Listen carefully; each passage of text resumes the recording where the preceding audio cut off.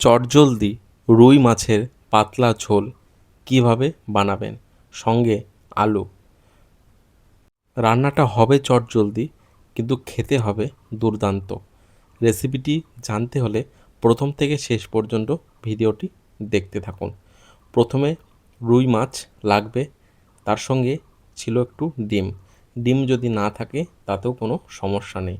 এর জন্য মশলার জন্য লাগবে কাঁচা লঙ্কা, পেঁয়াজ, রসুন, গোটা জিরে এবং তার সঙ্গে আদা।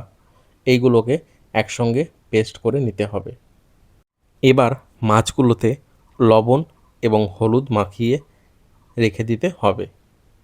লবণ হলুদ মাখানো কমপ্লিট। কড়াইতে তেল দিয়ে এবার মাছগুলোকে এক এক করে ভেজে নিতে হবে। প্রত্যেকটা মাছকে হালকা একটু কড়া করে ভাজবেন, এতে টেস্ট কিন্তু ভালো হয়।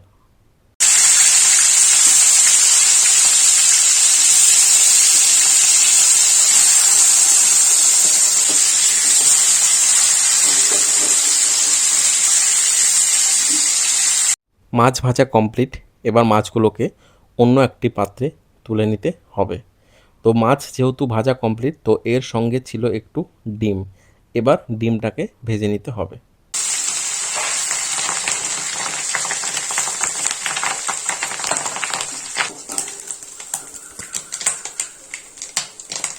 মাছ এবং ডিম ভাজা কমপ্লিট। এবার ওই একই তেলের মধ্যে আগে থেকে সেদ্ধ করে রাখা আলুগুলোকে ভেজে নিতে হবে।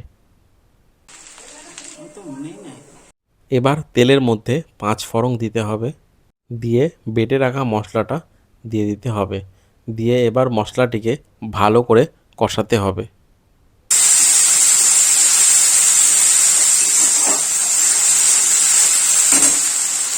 মশলার মধ্যে দিতে হবে হলুদ গুঁড়ো, স্বাদ মতন লবণ,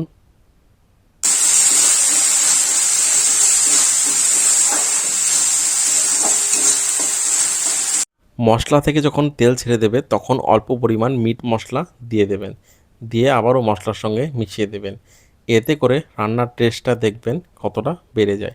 এবার ভেজে রাখা আলুটা দিয়ে দিতে হবে, দিয়ে মশলার সাথে কষিয়ে নিতে হবে। মশলা কষে গেলেই জল ঢেলে দিতে হবে। পরিমাণ মতন জল দেবেন, এর মধ্যে কিন্তু মাছটাও হালকা পরিমাণ সেদ্ধ হবে।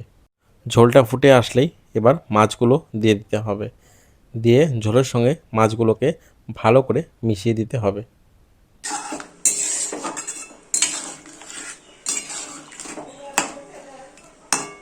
যেহেতু মিট মশলা কষানোর সময় দেওয়া হয়ে গেছে, তাই শেষে আর দেওয়ার দরকার নেই।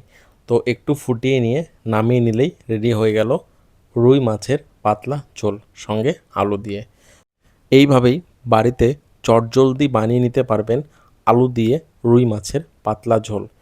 যদি রেসিপিটি ভালো লেগে থাকে অবশ্যই চ্যানেলটিকে সাবস্ক্রাইব করবেন, এবং চ্যানেলে অনেক রকম রেসিপির ভিডিও আছে, ভিডিওগুলি সবগুলো চেক আউট করে নেবেন। দেখা হচ্ছে এই রকম রেসিপি রিলেটেড ভিডিও নিয়ে।